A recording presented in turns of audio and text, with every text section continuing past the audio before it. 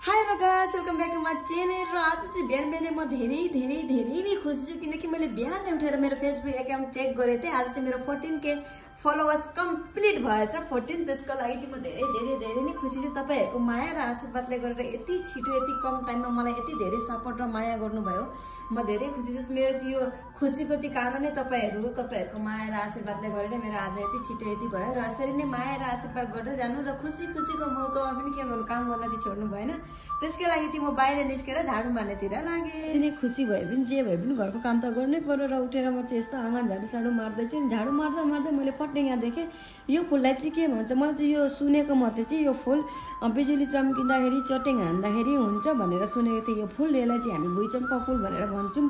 म चाहिँ मलाई त्यति खासै थाहा पनि छैन नाम। तपाईँहरू चाहिँ के भन्नुहुन्छ यसलाई कमेन्ट गरेर भनिदिनु होला। र यति भइसक्यो अनि यसो आएर हेरेको बहिनी चाहिँ पुरा भाडा मोल्दै चाहिँ अब आफ्नो कामको भाग हुन्छ हामीहरूको होइन।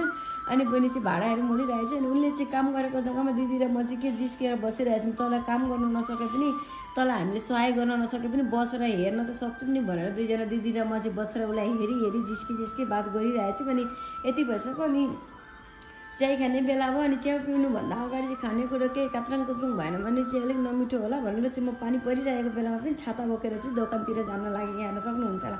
सिमसिमे पानीमा कान्छी नानीमा भन्दै होइन। पानी चाहिँ यस्तो परिरहेछ त्यही पनि छाता ओर्दै भए पनि दोकान गएर मैले चाहिँ यहाँ खानेकुरा लिएर आइसकेँ। अनि टक्कसँगले मैले गाखेर निकालेर खानेतिर लागेँ। अनि दिदीलाई पनि खान्छस् भनेर जिस्केर सोधेको, खान्न त मात्रै खा भनेर भन्दै थिएँ दिदीले।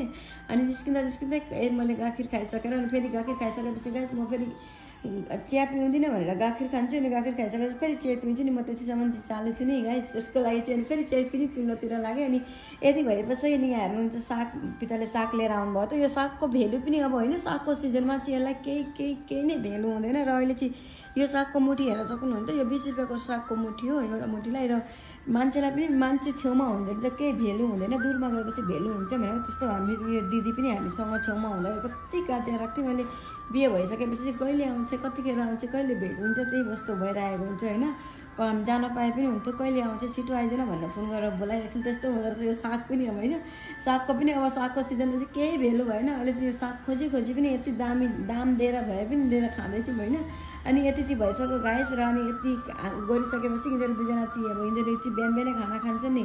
तपाईँहरू भन्नुहुन्छ होला बहिनीलाई खाना दिँदैन, दिदीलाई कति लुटी छौ भनेर भन्नुहुन्छ नि। मभन्दा बेसी खाना चाहिँ यिनीहरू खान्छन् किनकि म दिनमा 2 टाइम खान्छु, यिनीहरू 3 टाइम खान्छन्। त्यही पनि यिनीहरूको जिउ लाग्दैन। यिनीहरूलाई भन्छ नि के भन्छन् यो जति नै खाए पनि नलाग्ने यिनीहरूकै जिउ हो। र यस्तै छ गाइस। आजलाई चाहिँ यति नै। तपाईँहरूलाई चाहिँ कस्तो के लाग्छ कमेन्ट गरेर भनिदिनु होला। आजको ब्लग चाहिँ अलिकति लामो भयो। तपाईँहरूले चाहिँ फुल ब्लग हेरिदिनु भन्छ भन्ने आशा गर्दैछु। Thank you for